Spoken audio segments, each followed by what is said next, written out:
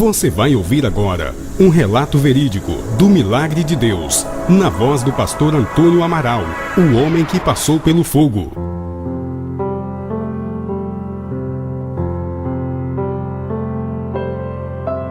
Muitas vezes as pessoas perguntam e se perguntam como que se deu esse fato de um homem passar no meio do fogo e depois de estar vivo, falando, andando pelo mundo, narrando isso às pessoas. Como pode um homem passar por 15 minutos no meio da chama e depois viver?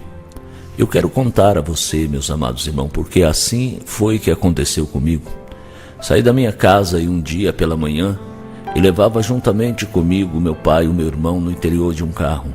Nós íamos indo para uma casa de campo para fazer ali juntos uma pescaria, um final de semana juntos, para se divertirem ali na beira daquele lago. Mas no trajeto entre a minha cidade e a este lago, houve um acidente, atravessou em nossa frente um caminhão e nós colidimos contra aquele caminhão e na colisão o carro veio a explodir. As pessoas que estavam comigo no interior do carro, eles caíram para fora, eles não tiveram a chance de viver. Eu fiquei preso no meio daquelas ferragens e a chama de fogo se levantou grandemente dentro daquele carro e começou a queimar a minha pele, começou a me queimar e eu comecei a gritar. As pessoas que iam passando nos seus carros, eles pararam naquela pista, desceram e se prontificaram a nos socorrer. Apanhou aquelas duas pessoas que caíram para fora e levou e colocaram em um lugar seguro e voltaram correndo para me dar socorro. E eu gritava, agonizava, pedindo por socorro no meio daquela chama. Socorro, por favor, me ajuda. E as pessoas ouviram quando eu gritava e eles voltaram e tentaram entrar no meio da chama de fogo para me tirar dali. Mas eles não conseguiram.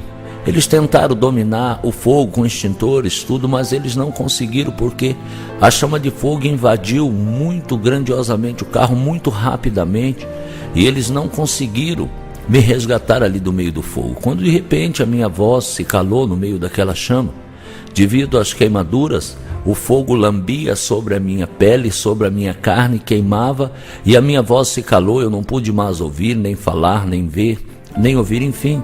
A minha vida fugiu de mim. E eu no meio daquela chama, e as pessoas que ali tentaram me tirar, se afastaram. Então, quando viu que se calou a minha voz no interior daquele carro, eles se assentaram em um lugar seguro e começaram a se lamentar pelo fato que tinha acontecido. Dizia um para o outro, olha, nós não temos culpa, ele está morto lá dentro do carro, mas não somos culpados por isso. Nós pelejamos para resgatar, pelejamos para tirar ele dali, mas nós não conseguimos tirá-lo.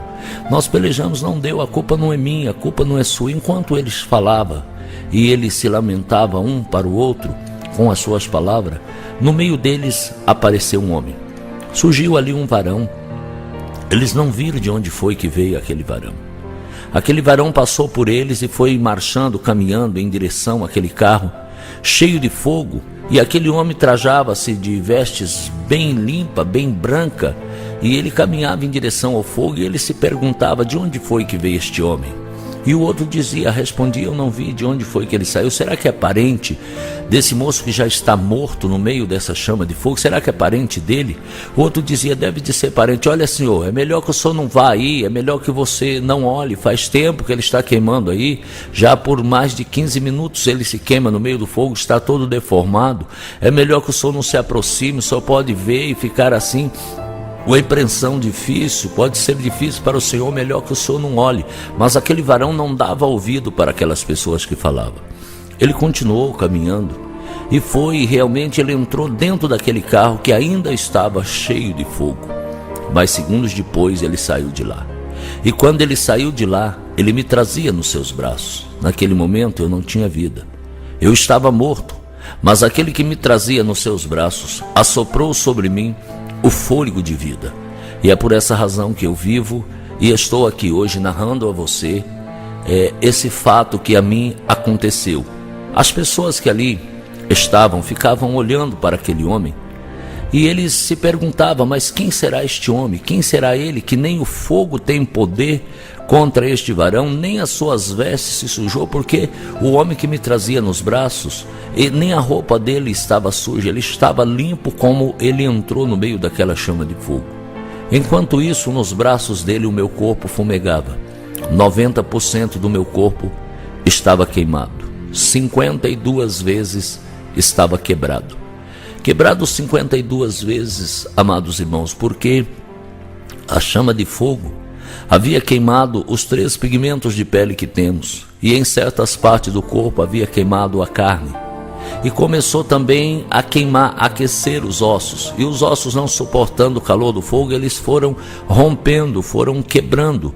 Por isso houve 52 quebraduras no meu corpo. Mas os homens que via que estavam ali assistindo a esta cena, dizia um para o outro: mas quem será este varão? Nem mesmo o fogo tem poder contra ele. Mas aquele varão me colocou no chão em um lugar seguro, cuidou de mim e foi caminhando, e partiu. Ele foi andando, foi saindo, e as pessoas ficaram olhando para ele como que se com medo dele, porque ele havia entrado no meio ainda daquela chama de fogo e nada havia acontecido com ele. Quando de repente, da mesma maneira que ele apareceu, ele sumiu. Eles não viram de onde foi que ele veio, e também não viram para onde é que ele foi, mas correram até o lugar onde eu estava, e viram que em mim novamente tinha um fôlego de vida. Me apanharam e me levaram para um hospital de primeiros socorros, mas era um hospital de uma cidade muito pequena, onde não tinha condições para cuidar de mim.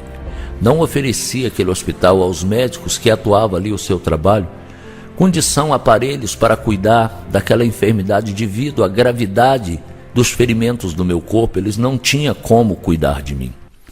Mas o inimigo naquele momento tentava me tirar a vida. E ele usava o médico diretor daquele hospital, a pessoa que estava mais fácil, mais próximo para que ele usasse para poder me tirar a vida, era aquele diretor daquele hospital. E aquele homem tentava me tirar a vida, não porque era de sua vontade, mas era a vontade do inimigo. As pessoas tentavam me tirar dali para me levar a um centro de saúde maior, aonde tivesse condições para cuidar daqueles ferimentos que estavam sobre o meu corpo, e ele não permitia, ele as ameaçava.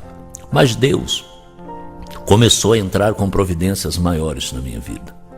Usou uma das minhas irmãs, e ela foi em uma outra cidade, uma cidade vizinha, e ali ela conseguiu uma ambulância, e ela entrou naquele hospital, e ela me tirou dali mesmo sem autorização daquele doutor. Ele não autorizava que eu saísse daquele lugar, porque ele não queria nem saber se eu ia viver ou se eu ia morrer. Para ele isso não tinha muita importância. Ele se importava se eu podia pagar os tratamentos. E eu podia pagar aqueles tratamentos, porque nesta época eu desfilava como modelo nas passarelas, e eu tinha um bom salário, eu ganhava bem, eu tinha uma boa condição de vida, eu tinha carros, eu tinha boas casas, eu tinha boa condição de sobrevivência. Por essa razão eu podia pagar, porque aqueles estilistas, aqueles costureiros de ateliês de alta costura, aqueles lojistas, patrocinadores de desfile de passarela, eles me pagavam para desfilar ali os seus modelos ali nas passarelas, e eu ganhava muito bem por isso, podia pagar os tratamentos. E isso era interessante para aquele doutor. Se eu ia viver ou se eu ia morrer, para ele não tinha grande importância. Mas Deus, com o poder maior, ele usou essa minha irmã. Ela foi numa outra cidade, conseguiu uma ambulância, ela entrou naquele hospital e ela me tirou dali mesmo sem autorização daquele doutor. Ela me tirou dali. Quando ela estava saindo comigo, aquele médico viu que ele não ia mesmo poder impedi-la de tirar. Ele a convidou e disse: olha, vamos injetar sobre ele uma dose de sedativo mais forte para ele suportar a dor, suportar a viagem. Vamos injetar sobre ele então essa dose de sedativo. Amado, eles injetou em mim uma dose de sedativo, sendo essa bastante forte, porque até então já fazia de 8 para 9 dias que eu estava naquele hospital e eu estava em estado de coma. Mas quando ele injetou sobre mim aquele sedativo, deu um choque na minha mente e ela voltou a funcionar, pôde voltar a funcionar. E eu comecei a ver tudo que estava acontecendo. Eu só não entendia o que estava acontecendo, mas a minha mente voltou a funcionar. E ele disse: pode levá-lo. E escreveu também uma carta e entregou para minha irmã e disse para ela: olha, você leve essa carta e você entregue ali no hospital para onde você vai levando este moço, porque assim eles poderão atendê-lo mais rápido e atendê-lo melhor. E ela apanhou aquela carta e ela não teve a curiosidade de ler. Ela levou consigo aquela carta na sua bolsa. Chegando nessa cidade, ela apresentou ali essa carta ao médico diretor daquele hospital, daquela cidade grande, aquele hospital grande. Apresentou ali aquela carta. O médico abriu, leu a carta e disse para ela: moça, nós não vamos poder atendê-lo aqui. Nós não vamos poder atendê-lo aqui porque só pelas primeiras cirurgias nós vamos precisar de cerca de 200 doadores de sangue. Ele falou assim, uma quantidade que era impossível dela conseguir. Ela não conhecia ninguém naquela cidade, a cidade era grande. E ela então se entristeceu e saiu da presença daquele médico, mas ela encontrou ali uma jovem moradora daquela cidade, cujo nome é Roseli, eu creio assim, Roseli, eu acho que era o nome dela. Roseli era uma pessoa pobre, uma pessoa carente em maneira de sobrevivência, mas porém era uma pessoa muito conhecida. E por ela ser uma pessoa muito conhecida, ela conhecia um dos comandantes de um dos quartéis daquela cidade. A minha irmã, entristecida, relatou a Roseli o fato do que estava acontecendo ali comigo. Roseli, tomando conhecimento daqueles fatos, ela dirigiu-se até aquele quartel e foi levar esse fato ao comandante do quartel, porque ela creu em si mesmo que ali aquele homem poderia, com seu soldado, enviar soldados para poder doar aquele sangue, conforme a pedida do diretor daquele hospital. Só que, amados, eu creio que enquanto a minha irmã falava com aquele doutor, aquele diretor daquele hospital, tinha mais alguém que estava ouvindo a conversa. E esse alguém que ouvia a conversa entre a minha irmã e o diretor daquele hospital era um general. Roseli falou com o comandante do quartel, com as suas palavras, relatou a ele o fato do que estava acontecendo e disse ela a ele: olha, moça, eu conheço você, sei que comandas aí contigo muitos soldados, mas hoje no hospital está morrendo um homem, porque ele não tem doadores de sangue, não tem quem doe sangue para ele, precisa de mais de 200 doadores de sangue para que ele possa sobreviver. Você pode, tem muitos homens, envia seus homens para poder ali doar o sangue, para que salve a vida daquele homem.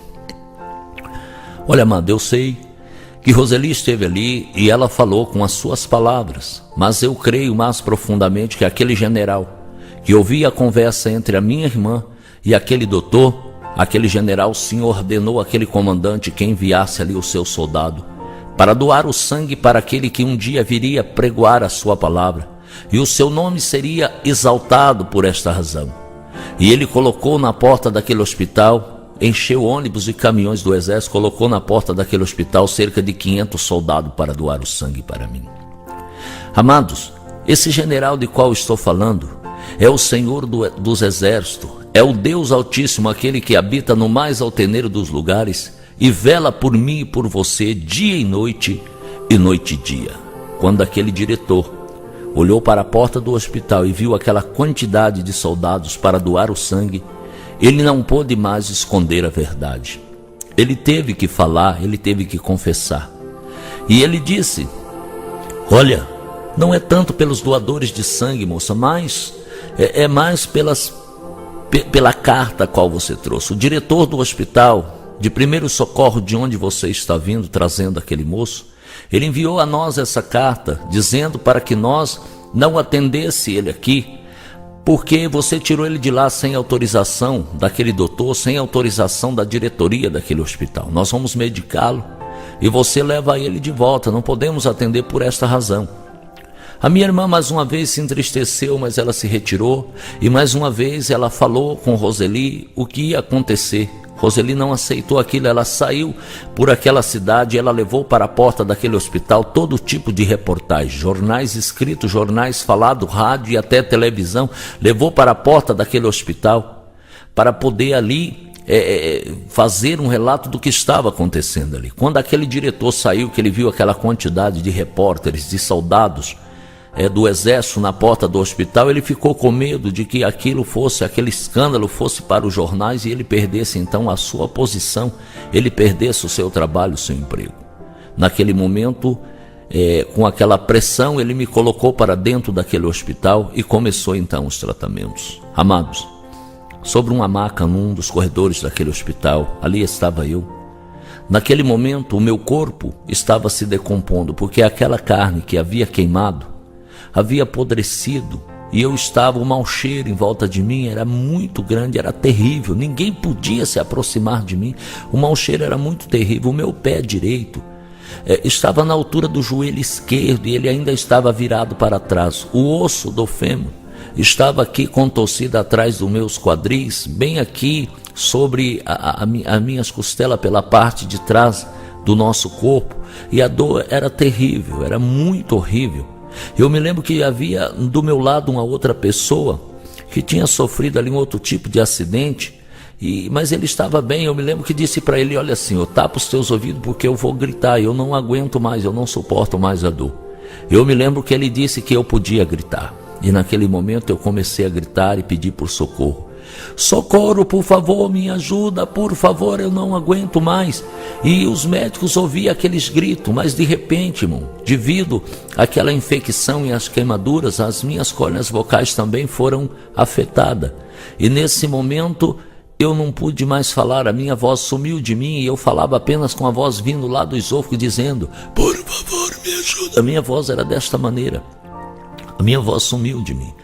Os médicos, ouvindo aqueles lamentos, eles correram a me dar socorro. Me apanharam e me levaram para uma sala de cirurgia, onde eles começaram a fazer aquela limpeza, debridar aquela carne que estava podre sobre o meu corpo. Amados, naquele momento, quando eles me tiravam de uma maca para passar para uma outra, para fazer ali a limpeza, naquela primeira maca, onde a carne que estava podre sobre o meu corpo. Amados, naquele momento, quando eles me tiravam de uma maca para passar para uma outra, para fazer ali a limpeza, naquela primeira maca onde eu estava, ficava ali, eu posso dizer, um caldo cadavérico. Era coisa terrível de se ver. Mas eles naquela sala de cirurgia, limparam, tiraram aquela carne podre. Quando eles terminaram de fazer aquela limpeza, eles se deram com uma enfermidade que era impossível as mãos do homem contornar aquela situação. Eles olharam porque havia uma grande exposição de ossos, e os ossos todos quebrados, as minhas costelas estavam todas para fora e os ossos todos quebrados, e aquela membrana que nós temos depois dos ossos que protege os nossos órgãos, ela tinha se rompido em algumas partes, podia ver parte dos meus órgãos funcionando dentro de mim. O meu rosto não tinha pálpebras, não tinha nariz e nem tinha boca. Era apenas o buraco com o olho lá dentro, o osso do nariz e os dentes encravados no osso, a qual eu colocava alimento, eles colocavam alimento na minha boca para poder comer. Eu triturava com os dentes moedores, mas caía tudo para fora, pois não tinha as faces para compor o alimento dentro da minha boca. Naquele momento, os médicos viram e disseram para si mesmos: olha, esse não tem condição de sobreviver. Me levaram a uma sala de recuperação, me deixaram ali. Quando se passaram ali uns 3 dias mais ou menos, um médico entrou ali e disse: olha, eu vou levar você para uma sala de reunião, onde nós vamos nos reunir para fazer um diagnóstico sobre o teu caso, para ver o que nós vamos poder fazer por você. E me levaram ali para aquela sala de reunião, onde havia reunidos ali médicos, enfermeiros, auxiliares de enfermagem, e ali se reuniram, e um daqueles médicos tomou em suas mãos um dos meus documentos e leu ali o meu nome para dar início àquela reunião.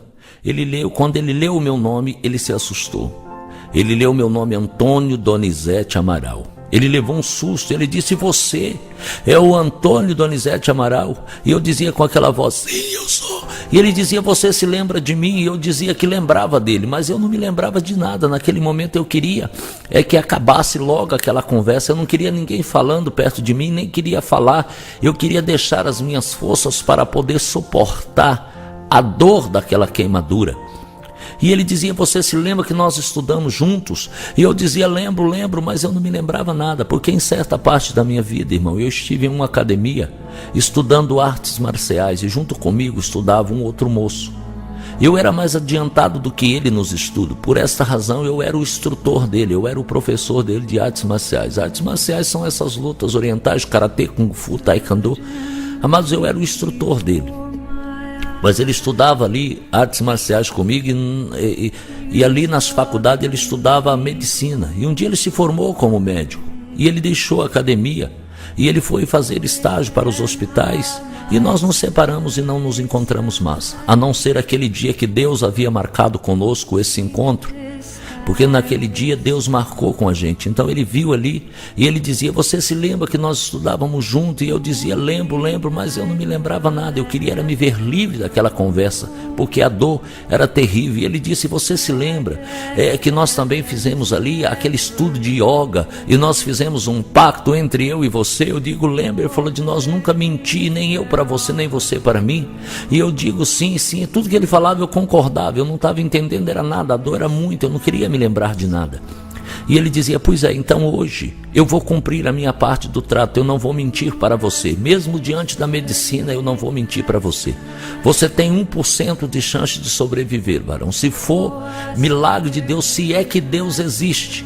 Naquele momento eu me lembro que mesmo com aquela voz que vinda lá do meu esôfago, eu disse para ele: então eu não vou morrer.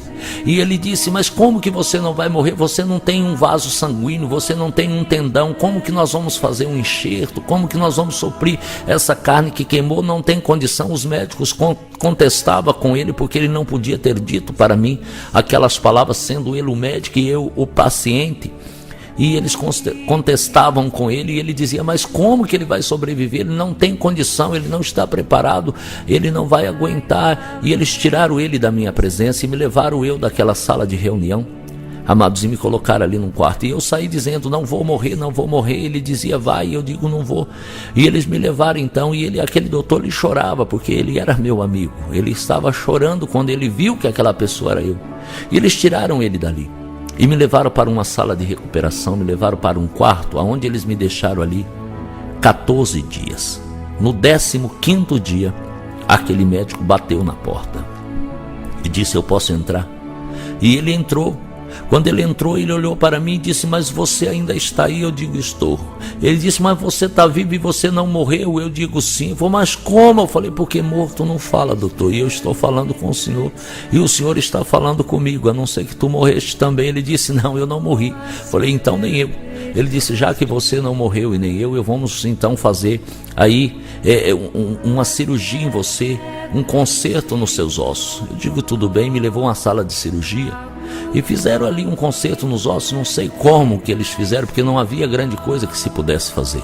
Fizeram aqueles concertos, me levou de volta. Passado aí mais 3 ou 4 dias, não sei, voltaram, me apanhar e me levaram a uma sala de cirurgia. E nesse dia ele disse: nós vamos fazer em você enxertos de pele, carne, vamos tentar fazer com você. Você aceita que façamos isso? Falei: eu não entendo nada disso, doutor, mas faça o que for necessário. Eles me levaram e tiraram aqui na minha perna esquerda, a única parte do meu corpo que não se queimou foram os órgãos genitais e a minha perna esquerda. Da minha perna esquerda eles tiraram partes e colocou sobre a minha cabeça, para fazer ali aquele enxerto.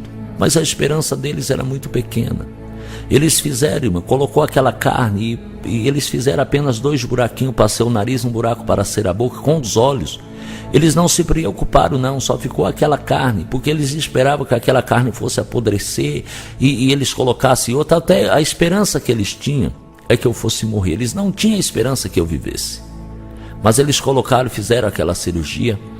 Eu digo, tirou um pedaço do meu corpo em uma outra parte, é maneira de se dizer. Eles tiraram o material que era necessário e colocaram aqui sobre o meu crânio, que estava todo exposto, e cobriram aquela parte com aquela carne, aquela pele.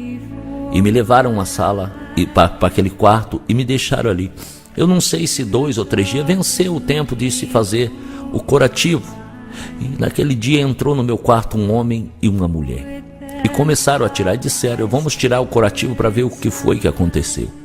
Começaram a tirar aquele curativo e foram desenfaixando, foram tirando aquelas faixas. De repente o homem começou a dizer àquela mulher que estava ali: eu não estava vendo, porque eles não fizeram meus olhos, eles não se preocuparam com isso, porque eles achavam que aquilo não ia funcionar. E o homem começou a dizer à mulher: corre lá, chama o doutor, chama a doutora, chama o enfermeiro fulano, chama lá, porque olha que coisa incrível que aconteceu, eu nunca vi acontecer um negócio desse, olha que coisa incrível. Eu ainda imaginava ali comigo, falei: deve ter arrancado a minha cabeça e ele não está achando lugar de colocar de volta, mas não era nada disso. Acontece que aquela carne havia ganhado vida. Havia criado ali sozinho vaso sanguíneo, tendões, e aquela carne estava viva. E foram entrando naquele momento ali muitas pessoas naquele quarto, e foi um zum, zum, zum naquele momento que eu não entendi era nada, mas fiquei. E foram entrando naquele momento ali muitas pessoas naquele quarto, e foi um zum, zum, zum naquele momento que eu não entendi era nada, mas fiquei quieto, também nem podia falar, nem boca tinha. E, irmão, eles viram que aquilo pegou, aquela carne brotou, ela ganhou vida. Eles não tinham esperança que isso fosse acontecer, mas acontece que a esperança não estava ali na medicina e nem na ciência humana. A esperança era em Jesus Cristo de Nazaré. É por essa razão que eu estou vivo e hoje estou aqui, narrando e falando com você esse fato que a mim aconteceu. Amados, naquele hospital, onde eu fiquei por cerca de 6 meses, internado em primeira instância, por 6 meses ali, irmão, sobre o leito de um hospital, a dor, a agonia. Havia momento que era muito forte, e eu não suportava mais e não tinha onde tirar força. Quando era nesse momento, entrava no meu quarto alguém para me visitar. Esta pessoa, quando entrava, eu ouvia apenas a sua voz, e ele dizia para mim: eu vim para te ver.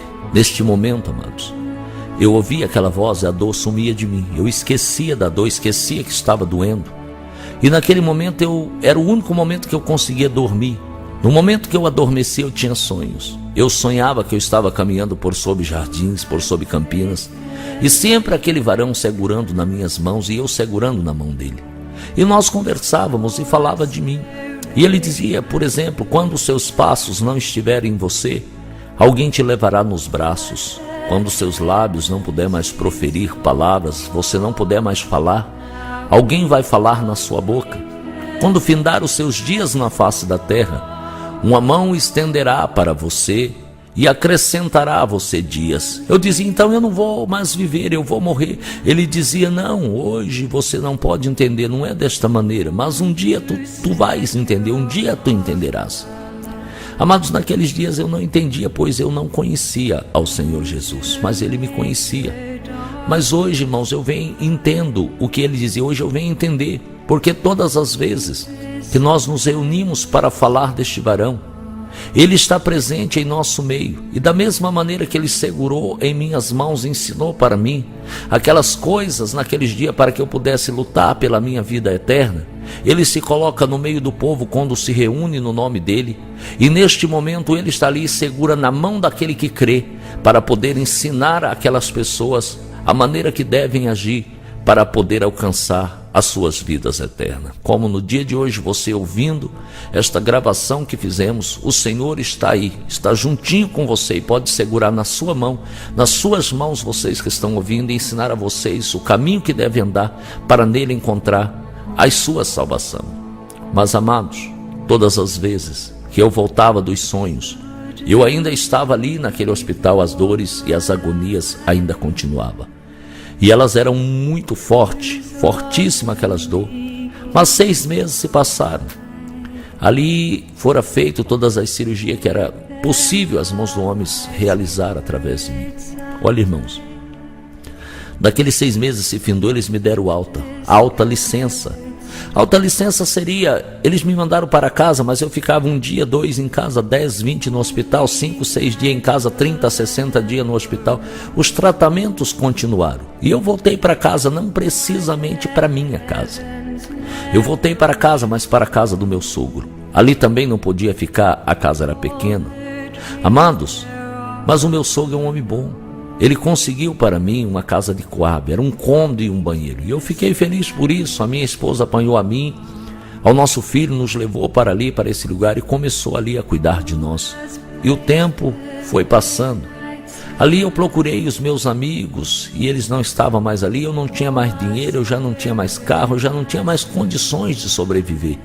Mas os tratamentos continuou e mais 2 anos se passaram, completando então 2 anos com 6 meses.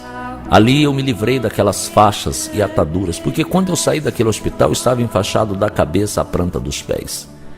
Eu estava enfaixado, parecia uma múmia. E 2 anos Se passar, eu me livrei de todas aquelas faixas e disse à minha esposa: agora vou procurar os nossos amigos e nós vamos voltar a viver a nossa vida como éramos antes. E ela não disse nada para que não me entristecesse. E eu fui procurar os nossos amigos. E eu cheguei naquela primeira loja, ali naquela loja onde aquele moço era meu amigo, aquele lojista era meu amigo, antes que acontecesse comigo o acidente. E eu cheguei e o saudei dizendo a ele: bom dia, com aquela voz que vinha lá do esofo, que eu andava me arrastando, porque quando eu me livrei daquelas faixas e atadura, o meu braço se curvou e colou aqui a parte inferior na parte superior, e depois as duas partes colou contra o tórax. O meu rosto se contorceu contra aqui a minha clavícula, o meu ombro, e colou aqui. O meu corpo se contorceu todo e eu andava me arrastando devido à profundidade da queimadura da minha perna, e também o cérebro que foi afetado, e ele ficou fraco, e eu não podia dar passos, eu não tinha coordenação motora para dar passos. Mas aquele lojista disse: bom dia, o que você quer? Eu digo: eu quero falar com você. Quando eu o saudei dizendo bom dia, ele respondeu e disse o que eu queria. Eu disse que queria falar com ele. Ele disse: mas eu não quero falar com você. Você nojento desse jeito, você não pode ficar na porta da minha loja. Eu dizia: mas eu sou Amaral. Ele falou: não quero saber o seu nome. E nem você pode ficar aqui. Eu não quero saber o seu nome, nem 2 molas na porta da minha loja. Vai-te embora daqui. Nojento desse jeito, você vai atrapalhar meu negócio. E eu saí daquela porta e muitas outras portas eu bati. E as portas sempre se fechavam contra o meu rosto. As portas sempre se batiam contra o meu rosto. E eu andava pelas ruas, procurava os amigos e eles não estavam lá. Eu andava pelas ruas, as pessoas diziam: eca, que coisa nojenta, que homem feio, o Ministério da Saúde devia tirar essas pessoas da rua. E aquilo foi ficando gravado dentro da minha mente. E eu um dia voltei para casa, já cansado de me arrastar daquele jeito, a mente um pouco fraca. Assentei assim naquela nossa casinha e olhei a minha esposa cuidando dos afazeres daquela nossa casa. E eu olhei para ela e disse para mim mesmo, falei: puxa vida, o que eu estou fazendo com essa moça? Ela é uma moça tão bonita, uma moça tão formosa, e eu todo feio, nojento desse jeito. Eu estou atrapalhando ela de viver. Eu estou atrapalhando ela de viver. Eu não tenho direito de fazer isto com ela. Eu vou fugir de casa e vou deixar ela para ela arrumar um moço, arrumar alguém, um moço bonito como ela, e ela ser feliz, construir através disso a sua alegria, a sua felicidade. E eu fugi de casa, e ela me procurava, mas ela não me encontrava. Suas condições financeiras eram poucas, nós tínhamos gastado tudo que tínhamos com os tratamentos nos hospitais. Ela me procurava, mas as suas buscas não me alcançavam. E eu andava pelas ruas e procurava amigos e não encontrava. Eu entrei em muitos lugares para pedir comida, mas ali eu não fui aceito. Restaurantes onde eu havia participado de coquetéis, de festividade com lojistas e estilistas, eu voltei ali. Me jogaram para fora, bateram em mim e disseram: seu nojento, aonde se viu você entrar num lugar desse, onde as pessoas estão comendo? Você não pode ficar aqui, vai-te embora daqui. E me jogavam para fora e batiam em mim. Por esta razão, amados, eu fui perdendo a vontade de viver a noção da vida. Por esta razão eu andava pelas ruas e falava comigo mesmo, porque não havia ninguém que quisesse me ouvir. E eu dizia para mim mesmo: eu não quero viver mais, eu só preciso encontrar o homem que me tirou da chama de fogo. Quero agradecer a ele por tudo que ele me fez e depois eu não quero mais viver. Eu quero morrer. E comecei a procurar. Agradecer a ele por tudo que ele me fez e depois eu não quero mais viver. Eu quero morrer. E comecei a procurar. Em muitos lugares eu entrei, mas o homem que me tirou do fogo não estava ali, pois sempre me jogavam para fora e batiam em mim. E assim, irmão, foi caindo sobre mim uma depressão, e chegou essa a ser tão profunda na minha vida, que chegou um momento que para mim, tanto fazia ser 2 horas da manhã, 2 da tarde, olhar para uma mulher, para um homem, para um poste, tudo tinha o mesmo valor. Eu não conseguia mais discernir o valor entre uma coisa e outra coisa. E eu andava pela rua já sem nenhuma noção de vida, quando de repente eu ouvi uma voz dizer para mim: entre aí. E eu entrei, olhei assim, vi uns degraus e uma porta, e eu fui. Quando eu subi aqueles degraus, chegando naquela porta, alguém me recebeu e disse: entra. E eu entrei. E eu pensava comigo: eu conheço esse homem, eu conheço essa voz que está falando comigo. Ele disse: assenta. Eu assentei. E eu dizia para mim mesmo: mas eu conheço essa voz, conheço esse homem. Enquanto eu meditava, aquela pessoa se afastou de mim, subiu em um lugar e se abaixou ali. Era o púlpito de uma igreja, mas eu não sabia que lugar era aquele. E ele se abaixou ali E de repente entrou um jovem que me viu entrando ali, veio de voz cansada, chegou e perguntou para mim: o que você está fazendo ali? Aquilo estava vazio, aquela igreja estava vazia, era uma igreja, eu não sabia que lugar era, mas era uma igreja. E eu disse para ele: aquele homem que está ali em cima mandou eu entrar e assentar aqui. E ele se assustou quando ele ouviu a minha voz, a maneira que era, porque a minha voz era, eu disse para ele com aquela voz que estava comigo, dizendo: aquele homem aqui está ali, mandou eu entrar e assentar aqui. A minha voz era desta maneira. E ele se assustou quando ouviu a minha voz. Ele correu até aquele lugar, olhou e não viu ninguém. Ele olhou ali e não viu ninguém, e ele voltou na minha direção dizendo: acho que o senhor está louco, porque ali não tem ninguém. Quando ele chegou perto de mim, viu a minha aparência física, ele se assustou. Ele se assustou, ele disse para mim, falou: olha, eu vou ali e eu volto já, o senhor não vem não. E ele saiu. E eu pensei comigo, era costume de eu estar nos lugares, a pessoa olhava, me identificava e dizia, me chamava de bêbado, de fedido, e sempre me apanhava, juntava 2 ou 3 pessoas, sempre me apanhava e me jogava para fora. Eles olhavam para mim, me identificavam, não sei se ficava com nojo, com medo, mas saía, chamava mais uma pessoa, mais 2, sempre me apanhavam e me jogavam para fora. Por essa razão eu imaginei comigo, falei: esse moço foi buscar alguém, eles vão me jogar fora daqui, vão me machucar, eu vou embora desse lugar. Firmei naquele lugar, com muita dificuldade, mas eu consegui me levantar. Quando eu virei para sair, aquele varão estava descendo daquele lugar, o altar, ele estava descendo dali. E eu disse para mim mesmo, falei: aquele moço aqui é doido, o homem está ali e ele não viu. Mas fui saindo, aquele varão perguntou: aonde você vai? Eu digo: eu vou embora.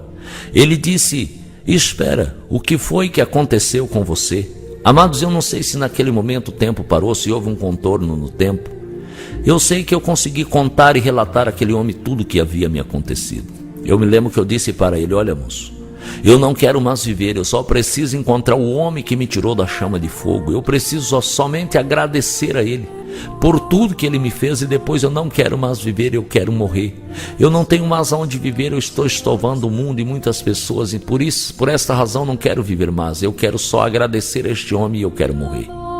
Enquanto eu falava, eu senti que ele se afastou alguns passos de mim, e de repente ele falou comigo com aquela voz bastante penetrante. Ele disse: agradeça a mim então agora. Quando ele disse assim, irmãos, eu pude entender e saber que aquela voz daquele homem que estava falando comigo era a voz do mesmo homem que andava comigo nos meus sonhos, que me visitava no hospital.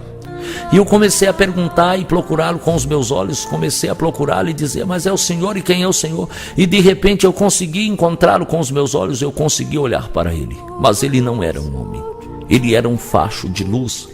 Mas a luz era muito forte, eu quase que não podia olhar para aquela luz. A luz era muito forte, muito incandescente, mas eu me esforçava e olhava, e via que no meio daquela luz tinha algo que brilhava ainda mais forte do que a luz. E aquilo que brilhava no meio da luz tinha a imagem e a semelhança de um homem que caminhava na minha direção, e ele estava de braços abertos, ele sorria, e ele vinha para me abraçar, e eu com medo tentava fugir e perguntava: mas quem é o Senhor? E quem é o Senhor? Ele respondeu para mim dizendo: eu sou Jesus de Nazaré. Quando ele disse essa palavra, parece que caiu sobre mim um raio, desceu sobre mim aquele clarão muito forte, aquilo doeu, aquilo cortou a minha carne, aquilo parece que estava arrancando meus nervos, as minhas veias pela minha cabeça, sem abrir nenhum corte, nenhuma cisão. Aquilo doía, mas eu não queria sair daquele lugar, e eu fiquei meio perdido naquele momento. Mas aquele moço voltou, realmente trazendo com ele uma outra pessoa. Olhou para mim e disse, e mostrou, apontou-me para aquele outro moço que estava com ele e disse: eu não disse que ele estava ali, olha ele. E apontou para mim. O outro que entrou com ele se abanou, chacoalhando a cabeça, e disse: deixa o irmãozinho assistir o culto com a gente, o que tem ele fica aí.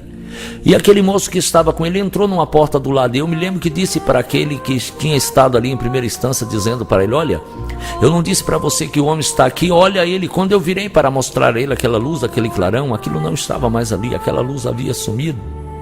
E aquele que brilhava também no meio da luz, ele havia sumido, ele não estava mais ali. E eu, com a mente meio turbado, comecei a procurar atrás daquelas colunas que havia dentro daquele templo, e eu dizia para mim mesmo: olha, quanto tempo eu procurei este homem para poder agradecer por tudo que ele me fez. E hoje eu me encontrei com ele, e ele disse ser Jesus de Nazaré, mas agora ele se escondeu de mim. Mas o que eu não sabia, irmãos, que aquilo que doía, que queimava dentro de mim, é que ele havia se escondido aqui dentro do meu peito. E até hoje ele esconde no meu peito e eu me escondo na sua palavra. Porque aquele que se guarda e se esconde na palavra de Jesus Cristo, o inimigo não pode mais encontrá-lo para poder tentar contra a sua vida. Mas naquele momento, eu percebi, irmão, que eu estava de volta na minha cidade de origem. Quando eu cheguei naquele lugar, eu não sabia mais que cidade era aquela. Mas naquele momento eu estava de volta na minha cidade. Deus havia me levado de volta para a minha cidade. Eu não sabia mais que lugar era aquele, porque já havia passado 5 anos. 5 anos que eu estava andando pelas ruas, dormindo pelas calçadas, pedindo esmola. E comendo e bebendo aquilo que me davam. Olha, amados, naquele momento, as pessoas que estavam ali correram à casa da minha esposa e disseram para ela que ali tinha um homem que poderia ser o marido dela. Eu quero falar com você um pouquinho a respeito da minha esposa. A minha esposa, quando nós nos conhecemos, nós estávamos ali nas passarelas e ali nós nos conhecemos. E nós começamos a namorar e nos casamos. Naqueles dias, eu era modelo, desfilava nas passarelas, considerado naqueles dias um moço muito bonito. E ela também era uma moça muito bonita. E nós nos casamos, e no dia do nosso casamento ela fez uma promessa para Deus. Ela disse que ela seria fiel na alegria, na tristeza, na saúde e na doença, até o dia que a morte nos separasse. Pois, amados, eu quero dizer para você que nos meus momentos de alegria, nos meus momentos de vitória ali em cima daquelas passarelas, ela sorria comigo. Nos meus momentos de tristeza e de dor, ela chorou comigo. Nos meus momentos de agonia, ela se agonizou comigo. E eu quero dizer a vocês que tudo aquilo que ela prometeu a Deus, mesmo sem conhecer a Deus, ela foi e ela é cumpridora de tudo isso até o dia de hoje. Por isso eu quero dizer a todos vocês que estão ouvindo, isso que estou narrando e contando para você, esse fato que a mim aconteceu, que a minha esposa, além do meu amor de marido que eu tenho para com ela, eu ainda tenho por ela um respeito e uma admiração muito grande pela pessoa dela. Eu ainda tenho por ela um respeito e uma admiração muito grande pela pessoa dela, por ter sido ela cumpridora de tudo aquilo que ela prometeu a Deus na presença dos homens. Porque naquele dia, ela correu naquele lugar e ela me encontrou, e ela me levou para casa e começou a cuidar de mim, e na nossa casa houve grande bonança como há até o dia de hoje. Naquele dia eu voltei para casa, mas eu não fui sozinho, eu levei Jesus no meu coração. Amados, e na nossa casa houve grande bonança como há até o dia de hoje. Hoje eu posso dizer a você com muita firmeza, eu e a minha casa servimos a Jesus Cristo de Nazaré. Porque naquele dia ela me levou para casa e cuidando de mim, e nós voltamos naquele lugar, mais uma e mais outra, e muitas vezes voltamos e ali começamos a conhecer e entender a história do Senhor Jesus, porque o Jesus da história já havia se apresentado para mim.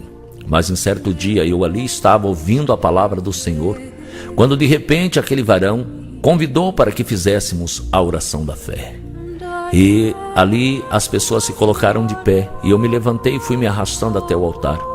Toquei com a minha mão no altar e falava eu com Deus, dizendo: Senhor, todas essas pessoas quando oram de joelhos dobrados, o Senhor como um ser maior, parece que está junto com eles, e eu gostaria de sentir o que eles sentem, nem que fosse só uma vez, para que eu pudesse te agradecer por tudo que o Senhor fez por mim até esse momento, mas eu não posso, as minhas pernas não se dobram. Naquele momento, uma voz falou comigo, dizendo: você quer dobrar o joelho para agradecer o seu Deus? Eu digo sim. Ele falou: então dobra.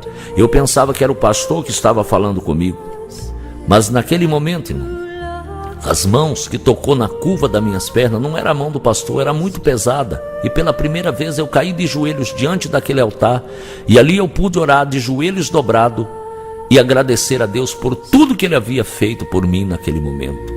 Pois naquele momento, aquele pastor, irmãos, ele começou a pular, ele começou a dizer: irmãos, espera um minuto só, eu estou vendo aqui algo que Deus vai fazer na vida de uma pessoa, é algo muito forte, muito tremendo que Deus vai fazer na vida dele, que nem mesmo vocês que estão aqui vão acreditar no que Deus vai fazer na vida deste homem. E de repente ele começou a falar umas línguas estranhas, e ele caminhou na minha direção, e de repente ele estendeu a mão para mim, conforme o Senhor Jesus dizia para mim lá no meu sonho, aquele homem dizia para mim lá no meu sonho, a qual eu não entendia. Aquilo se cumpriu ali. Ele estendeu a mão na minha direção, Ele disse que quando findassem meus dias na face da terra, lá nos meus sonhos, uma mão me estenderia, pois aquele era o último dia que eu vivia para o mundo. Naquele dia eu estava nascendo para viver para Jesus, pois naquele momento, aquele pastor falando aquelas línguas estranhas estendeu a mão na minha direção, e Deus o tomou, e ele falou comigo em profecia dizendo: eis que na tua vida eu farei uma grande obra, o mundo inteiro verá, muitos irão crer, e outros não crerão, mas não se preocupa, pois nem mesmo meu filho que esteve no meio deles, nele, eles puderam crer e o crucificar em uma cruz. Mas através da cicatriz do seu corpo e as palavras da sua boca, o mundo conhecerá a obra das minhas mãos. Vai e leve essas palavras. E eu estou aqui trazendo essas palavras e entregando para vocês. Mas naquele momento, aquele pastor voltou a falar a língua dos homens, e ele começou a dizer: eu vi o que Deus vai fazer na vida deste homem, eu vi o que Deus vai fazer na vida dele, é coisa muito grande, é coisa muito tremenda o que Deus vai fazer na vida dele. Mas Deus hoje quer fazer com ele uma prova, e eu imaginava, irmãos, que a prova não podia mais vir para mim naquele momento. Eu imaginava que o meu limite de prova já havia se esgotado, e naquele momento ele disse: porque Deus hoje quer fazer com ele uma aliança. E eu dizia: mas que prova é essa, Deus? Que prova é essa que o Senhor quer fazer comigo? Olha a minha situação, se tenho eu condições de passar por alguma prova. E ele disse: a prova que Deus quer fazer com você é uma aliança, é um voto. As pessoas que estavam ali, irmão, blasfemaram contra esse voto, dizendo: isso é impossível, esse pastor fazer voto com um homem aleijado, ele não tem condições de fazer voto nenhum.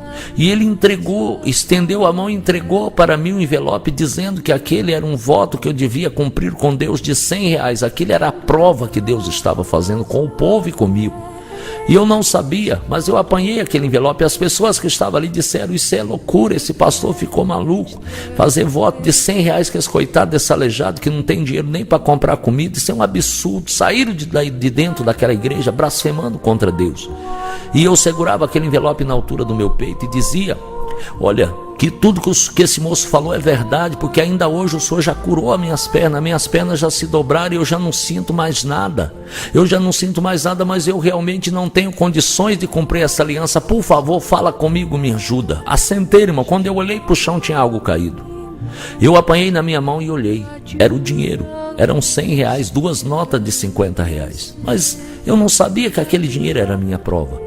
Eu corri até o altar e entreguei o dinheiro ao pastor e disse para ele: olha, pastor, achei aqui um dinheiro, alguém perdeu, por favor, anuncia. Ele começou a anunciar dizendo: quem foi que perdeu um dinheiro? São R$100, o irmãozinho achou que ia devolver para você. Aquelas pessoas que tinham fugido e blasfemando voltaram correndo para dentro.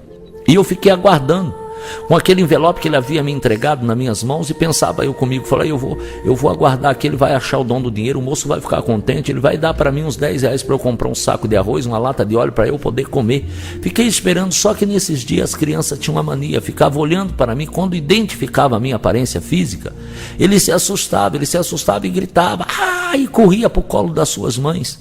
E naquele momento, amados, eu estava ali com aquele envelope na mão. Do outro lado do corredor apareceu uma criança bem pequena, de 2 para 3 anos, nem sabia falar e nem sabia andar direito, com aquelas perninhas tortas. Ele botou as 2 mãos sobre os seus joelhos e ele começou a se abanar de um lado para o outro, começou a se abanar e olhava para mim e sorria. E eu comecei a imaginar, falei: esse garoto agora mesmo ele vai fazer uma gritaria. Eu olhava para o outro lado para ele não identificar a minha aparência física, para ele não chorar, não gritar, mas ele não parava.